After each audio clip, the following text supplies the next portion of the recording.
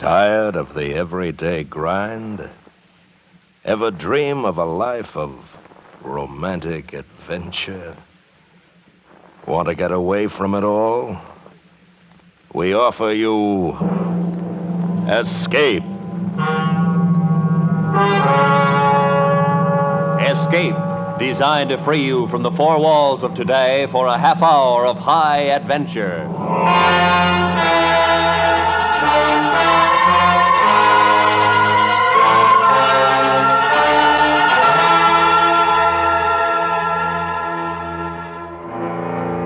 You are high on the frozen slopes of a great mountain, terrified and caught in a blizzard, while the thing for which you've been hunting has suddenly become the hunter. And if it finds you, then for you and your companions, there can be no escape.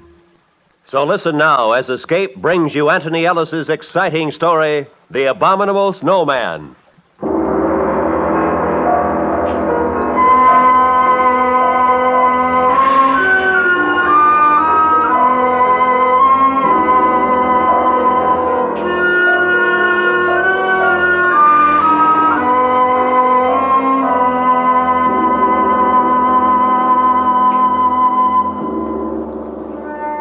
Our first bit of luck was when we hired our Sherpa guide, Nasang. That was in Darjeeling. When I told Nasang what we were after, he hesitated for a moment. And then he said, The Sahibs have not come to climb Shomolungma? "Oh, no, we're a little late for that. It's already been done. The other two Sahibs and myself are here for the reason I told you." Meto Kangmi? That's right. The Sahibs always hire me to climb the mountain with them, but never this. Are you afraid of them? I have seen one. You've seen one?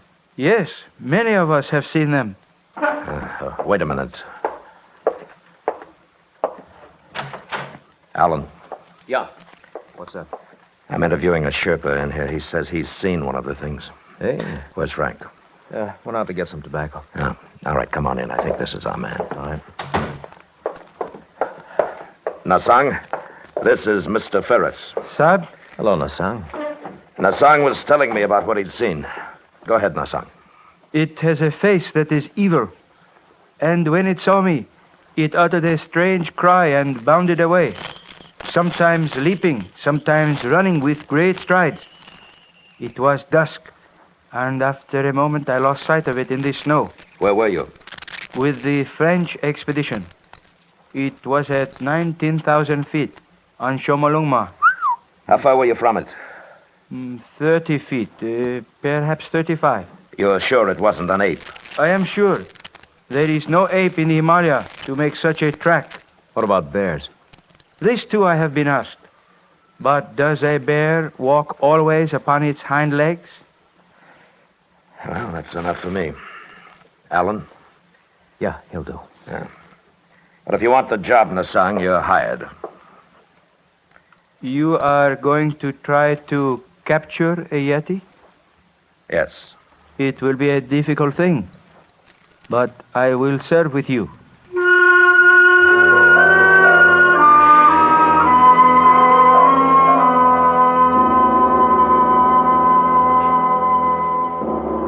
Yeti, Wild Man, Netokangmi, Abominable Snowman. That's the name the natives had for the things, and Alan Ferris, Frank Davis, and I were going to try to get one. We'd all done some climbing, but climbing was secondary here. Expeditions since the beginning of the 20th century had heard of the Abominable Snowman, observed their tracks, and one or two white men claimed to have seen them. Great ape, bear, monkey, wild men, we didn't know, but we were going to find out.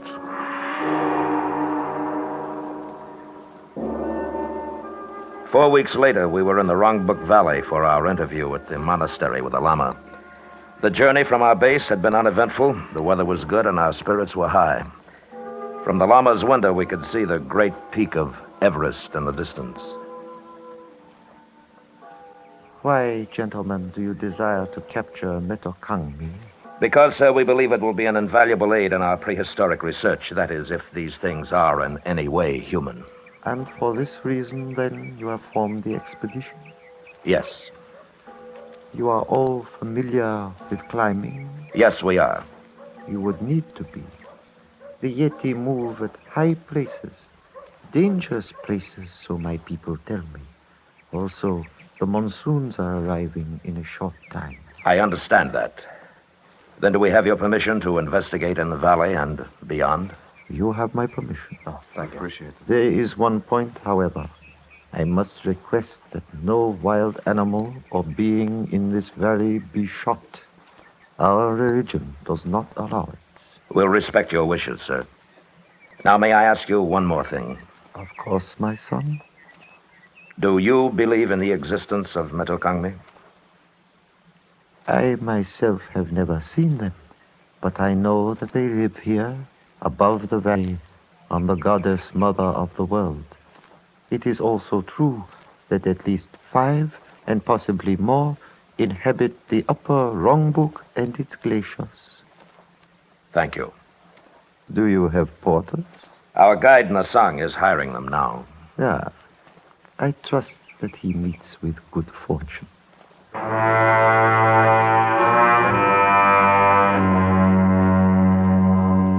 The old man, with great dignity, bowed slightly to us, and we were dismissed. But I thought I saw the shadow of a smile on his lips as he turned away. And it wasn't long before I found out why. Nasang returned to us in our quarters, and his face warned of bad news. Sahib, I am unable to hire any porters. Why not? They know the purpose of the expedition. They will not go. Why? They are afraid. Of the Snowman? Yes, they live in peace with them. They wish no trouble. They are afraid. Well, all right. It'll be rough, but we can't waste time talking them into it. The monsoons will be coming in a couple of weeks. It's not the same as climbing Everest. We'll travel light, just the 4 of us, set up a base and start hunting. All right with you fellows? Yeah, sure. Nasang? I will go with you. I am not afraid. Good. Well, let's take a look at the map. Now, we'll each carry a capacity load. We should be able to make this point below the glacier in 2 days. That's 16,000 feet. And if our abominable snowmen are in the vicinity, we've got 2 weeks to find them. When do we start? Tomorrow. Good. Well, that's it. Paul? Yes, Frank. One thing. What do the natives mean when they say they don't want any trouble with the things? Superstition, probably. Oh, no, Sahib. It is not superstition. It is because the Yeti are cannibals. That is why the porters are afraid.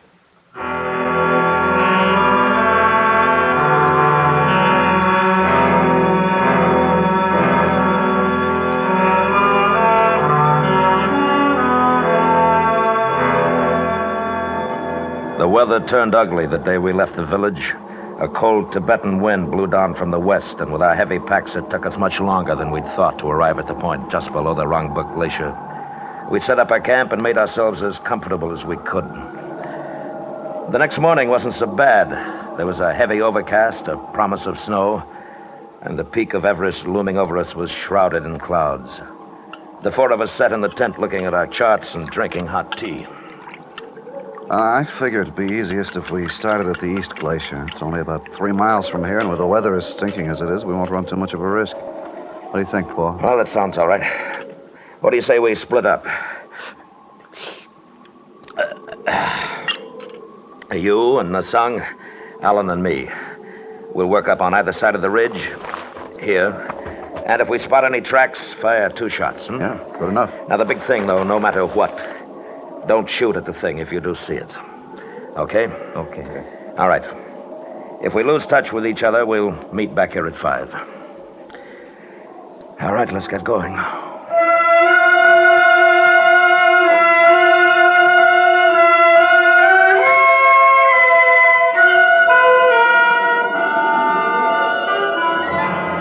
We'd left the base at 6 that morning, and the going was rough. Alan was pretty well shot by the time we got to the 17,000-foot mark. He was having a tough time breathing, and the wind had come up again.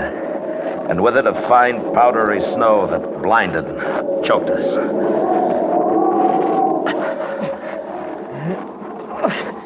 Hey, I gotta take 5. All right. Here, move over here. Might cut some of the wind. Oh, that's better. Oh, we might as well start back for the base. We couldn't see anything in this anyhow. You know, right now, I don't care whether we do or not. This is good weather. Wait until the monsoons start. No, not me. Oh, I'm cold. I've never been so cold in all my life.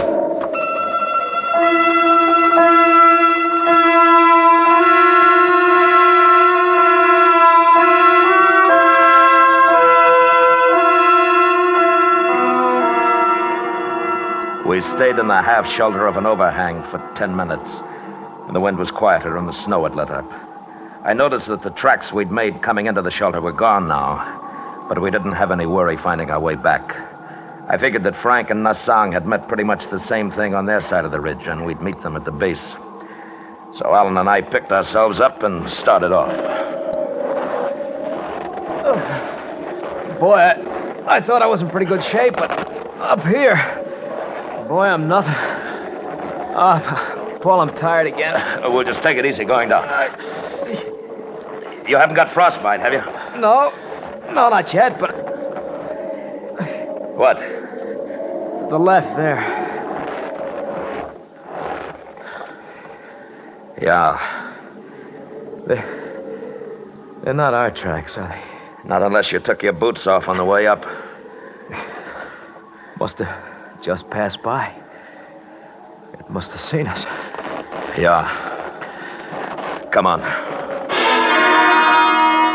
We were looking at a set of tracks newly made in the fresh snow, and they'd passed so close to our shelter that the thing must have known we were there.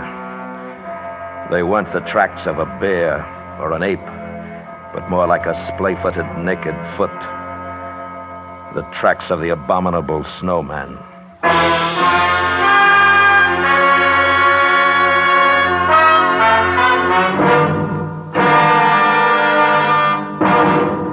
We will return to Escape in just a moment, but first, 30 million school children make their way back to class this year.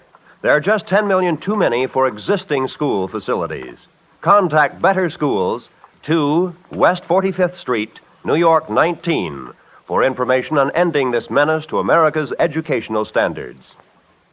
And now, back to Escape.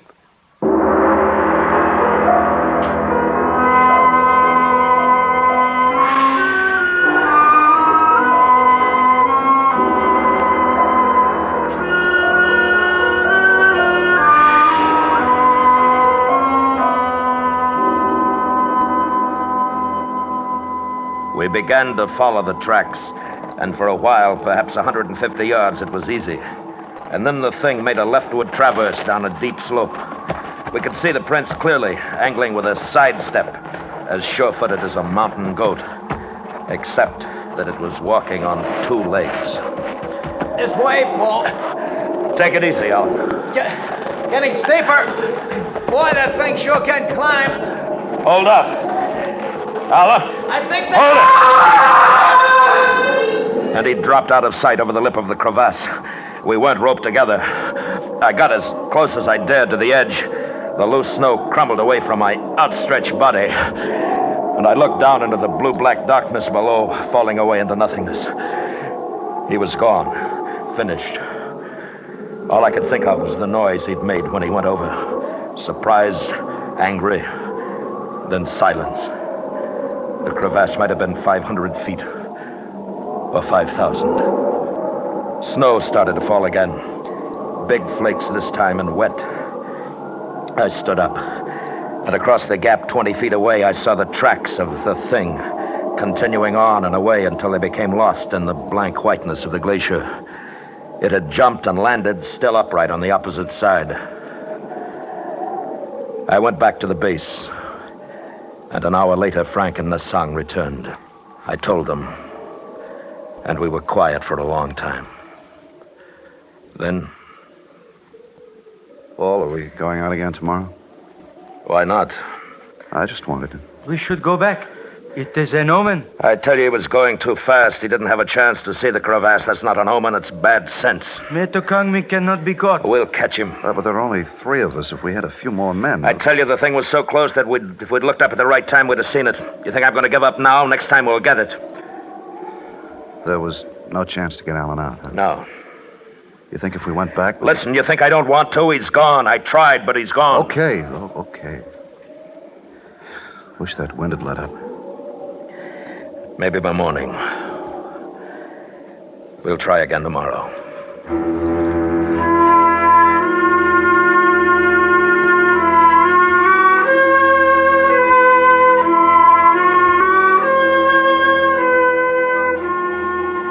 It was cold that night, and somehow colder because Alan was gone.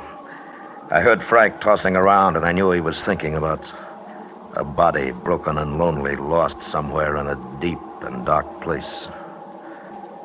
In the morning, the 3 of us packed our gear, camera, food. It was a light pack, and we started up again. This time to a crest above the ridge. It was tougher than it looked, and we weren't even halfway up before we had to rest. And as I looked to the west, I saw clouds boiling up. Not white, but somber, threatening. And below, the valley looked grim, ugly gray. And then the sun was gone. And we kept on going up. And then I had a strange feeling. It was nothing I could see, nothing I could hear, only a sensation of being watched, followed. Wait a minute. See something? No. I have felt it too, Sahib. Something following us? Yes. It is Metokangmi. How do you know? It can be nothing else. At this height, there is nothing else that lives. Maybe it's curious. No, don't turn around, Frank. Listen. When we get up to the crest, you 2 flop down. Stay in sight of the slope here. What are you going to do? Move around the hump and watch. If it thinks we're all together, it may come close enough to give us a chance to get it. You better watch your step. It looks nasty. I will. Now, come on. It took us another 15 minutes to get up to the crest, and then Frank and Nasang hunched down to rest. They were in clear view of the slope we just ascended. I moved back out of sight and made my way toward the hump, which backed a long shelf on the north side of the crest. In a couple of minutes, I lost sight of them and of the slope. The wind had increased, and the clouds had spread now to become an iron gray canopy over the mountain. It was getting colder again. I don't think it took over 5 minutes to reach my lookout point. And when I did, I had a perfect view of the ground we'd covered. There was nothing there. The men were out of sight. And I waited.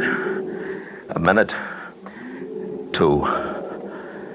There was nothing. Until...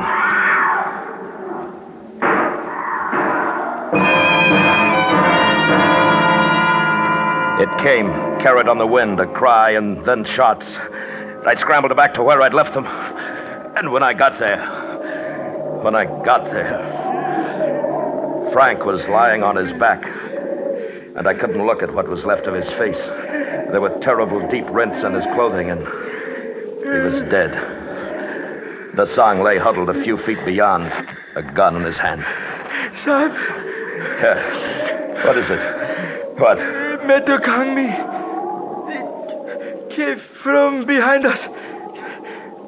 Before I could draw the gun, it killed. Then it sprang at me. It is strong, Sahib, with the strength of 10 men. All right, can you sit up? My leg, it struck at me, my leg broken. I shot at it, but I missed. It jumped away and was gone. Okay. We'll have to figure out a way to get you down. We were 4 hours from camp, and with Nasang practically helpless, it could well be 4 days or never. I buried Frank where he was lying, then began to work down the slope. Nasang was in great pain. He half slid and crawled as best he could. That part of it wasn't too bad. Then we were at the bottom, and there was a ledge to climb. It took well over 2 hours to do that, and we still had 3 miles of difficult terrain to cover. The stops became more frequent. Sam, leave me here. Go back. No. My leg is frozen. There is no feeling anymore. I shall not live much longer. Don't be a fool. After a rest, you'll be able to go on. Soon the night comes. If we are both caught here, we both die. There will be snow, much snow. Leave me, Sam. No, we're going back together. Please, let me sleep. Let me sleep here. I cannot go on. You've got to, Nasang. No. No more. The ridge is only about a half mile from there. It won't be too bad. No. No, let me stay. Nasang. Let me sleep. No. No, come on, Nasang. Come on, you're not going to sleep. Sam, You'll be Sam, all right. Behind you, Sam. I turned, and for an instant I saw it outlined against the snow, crouching, of medium height. It was covered with thick hair. The face was reddish and bare, a semi-human face, and it was not an ape.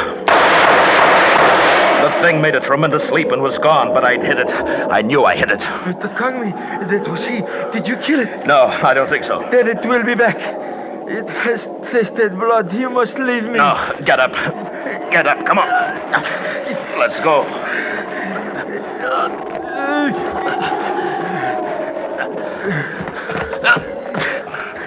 Nasang! I am very sorry, Sam. Will you ask the Lama to make a prayer for me? Sure. Sure I will, Nasang, but... Give my pay to my wife in Darjeeling. I'm sorry, Sahib. I die. Nasang? Nasang?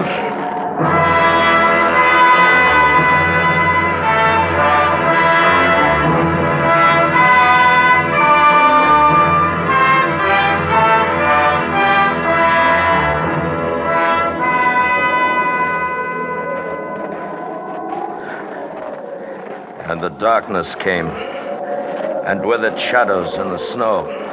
Every hillock, mound became the thing, motionless, waiting.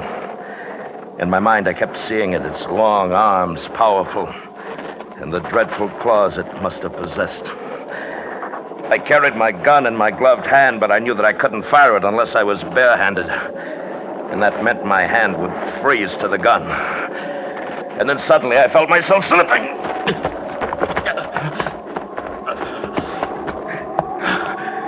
It was a short incline, but when I reached the bottom, the gun was gone. I'd lost it. I've got to find it. I've got to find it. And I saw a glint of metal in the snow 10 feet away. And at the same time, above me at the top of the bank, the thing. It stood swaying a little, looking down at me. I moved slowly,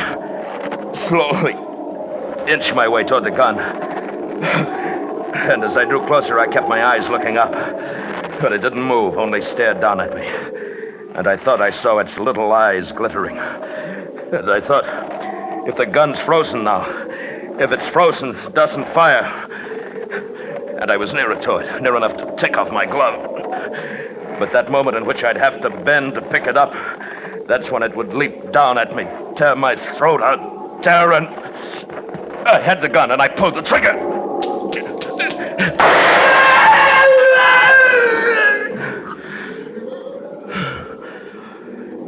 And it lay there, strange and terrifying, its blood staining the snow.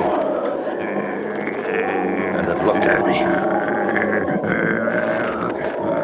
Looked at me until the sound died away.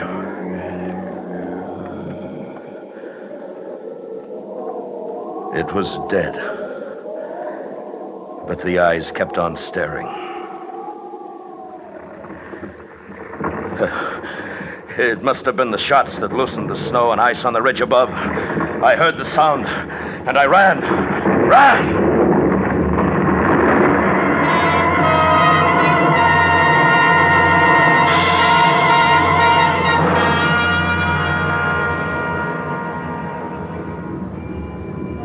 It passed me and swept on down toward the valley, the thunder of it dying in the distance. And when I went back, there was nothing there. It was buried somewhere under tons of snow. I made my way back to the Wrong Book Village. I don't remember how. I didn't remember anything for 2 weeks after. But I'm alive. And I'm not going back there again. That's all I know. Or want to know about the abominable snowman.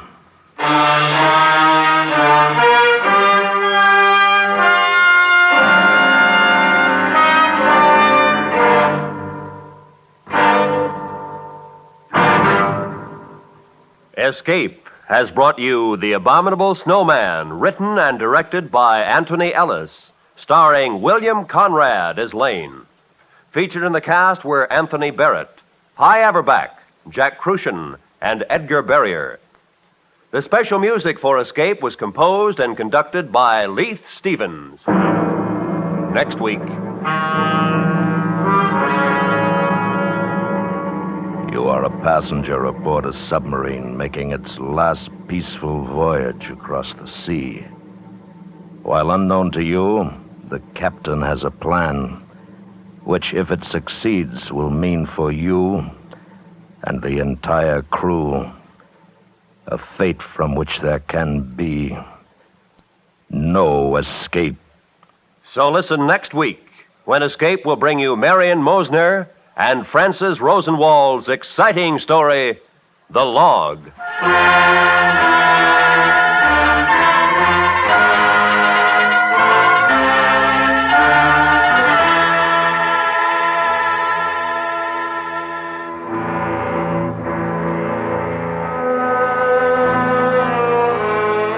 You're headed in the right direction. The station is right. The network is right, too. Check all timepieces and then check your local radio schedule. Let's have no slip-ups. Everybody wants to hear the Jack Benny Show right from the beginning when it returns to CBS Radio tonight. This is Roy Rowan speaking.